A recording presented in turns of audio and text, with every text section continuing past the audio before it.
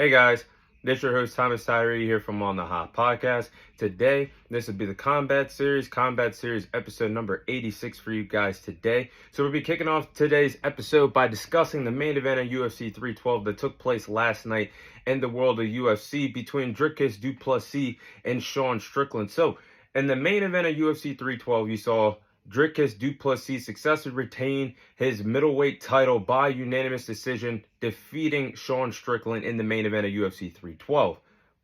So my thoughts on the fight.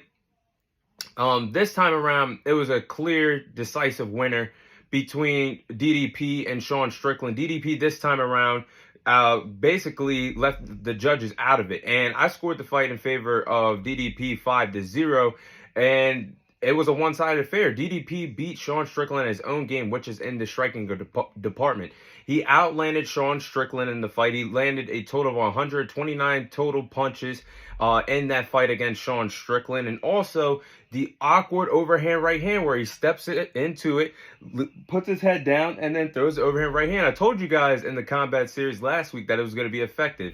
And if it ain't broke, don't fix it. But that's what DDP is doing, that awkward style. Nobody has figured out the cheat code to it in the middleweight division. So he used that awkward overhand right, the jab, the leg kicks, and he was establishing dominance in the octagon. And with him connecting on these stiff jabs and the right hands, that's what led to Sean Strickland breaking his nose in the fourth round of the fight last night. So with Sean Strickland trying to recover, fighting with a broken nose for the duration of the fourth and fifth round, it was already a decided fight, and DDP had his way against Sean Strickland, which led to him cruising to a unanimous decision victory to retain that middleweight title. Now, during the fight, I will say I saw several times between DDP and Sean Strickland that Sean Strickland could have easily been landing some counter strikes, some counter punches against DDP. But to myself, I'm thinking maybe that DDP has already established the power and Sean Strickland is respecting the power way too much because, like I just said, that awkward, once again, step into it, put your head down, through the overhand right, that awkwardness, when you're not landing on that, your face is wide open to get connected on, and Sean Strickland wasn't doing that. I think it's because the power that DDP possesses. And maybe that power was too much for him. And obviously, as the fight, when I'm fighting with a broken nose, you can only breathe out two ways, through your nose or through your mouth.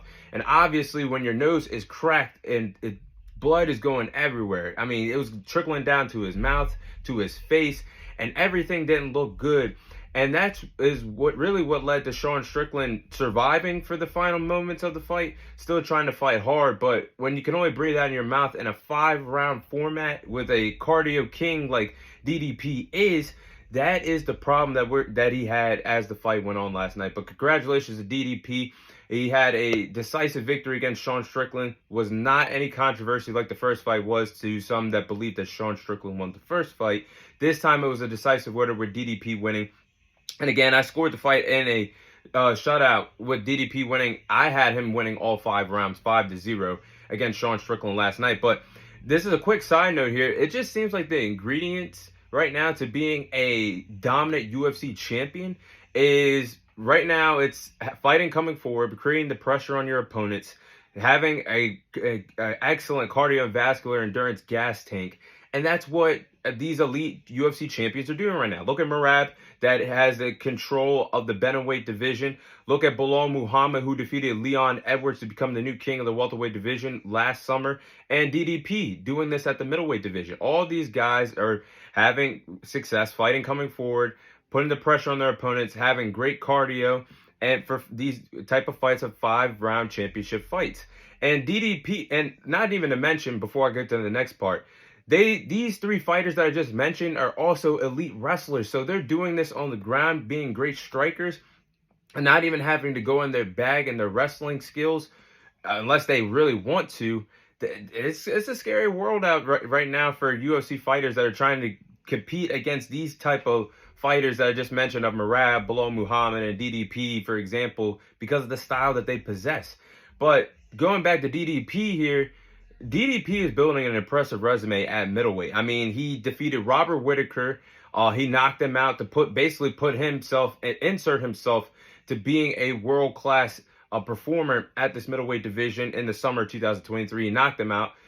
He finished off Israel Adesanya last summer, the first man to ever defeat Israel Adesanya by submission. He did that last summer. And now he's racked up 2 wins against Sean Strickland. That win last year to help him win the middleweight title. And then last night having that decisive victory. So DDP is building up a top-tier resume at the middleweight division. He's defeated the top guys, and you got to view him as a pound-for-pound UFC fighter in that top 10 pound-for-pound conversation. Wherever you have your fighters ranked, DDP deserves to be in that spotlight with the other 9 top-tier fighters in the UFC. So he's building a tremendous resume, but what's next for him is going to be another test, because I feel like after this fight against DDP and Sean Strickland, they're going to move. Dana White and the UFC executives are going to move quickly, move into the direction of giving Khamzat Chimaev a shot against DDP next at some point in the calendar year 2025, with the middleweight title being on the line. And I think that's the money fight, because DDP has already cleaned up this entire division. He's already defeated Robert Whittaker. He's already defeated Israel Adesanya. He's defeated Sean Strickland twice. Now you get to fight the next big thing in Khamzat Chimaev. Khamzat Chimaev has the striking and wrestling skills to give DDP a run for his money. But DDP also has the striking skills with that awkwardness that he possesses, that awkward overhand right, and the wrestling skills as well. So that's a big money fight that we're going to see in the calendar year 2025 at some point in this middleweight division, with the middleweight title being on the line. So that should be a really fun fight when we eventually get there at some point in 2025. But to close out this segment, what's next for Sean Strickland? Sean Strickland is in that type of he's in a tough predicament, because as a world-class athlete that he is, and the striking skills that he possesses, he has one of the best cardiovascular endurance gas tanks in the middleweight division. When someone has your number in combat sports, they have your number. And now, after this loss against DDP, no matter what Sean Strickland does, I feel like he's stuck. And he's stuck in that situation where he can't get a middleweight title opportunity until DDP loses that title, because of the way how he lost last night and how one-sided it was. So I feel like Sean Strickland's going to have some big money fights in this middleweight division that's outside of the middleweight title. And those money fights are against Robert Whittaker. I think Sean Strickland and Robert Whittaker would have one hell of a fight. Being in a co-main event slot or in the main event slot of a UFC event, I think that's one hell of a fight. Or you could have the rematch against Israel Adesanya. We're going to see what Israel Adesanya does next, following his upset loss that he had in Saudi Arabia last week against Imamov.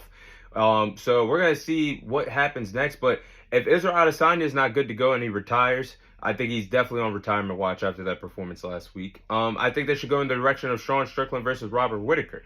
One hell of a fight right there. So I think that's what's next for these two respective fighters. And that is my Dricus Du Plessis and Sean Strickland fight summary.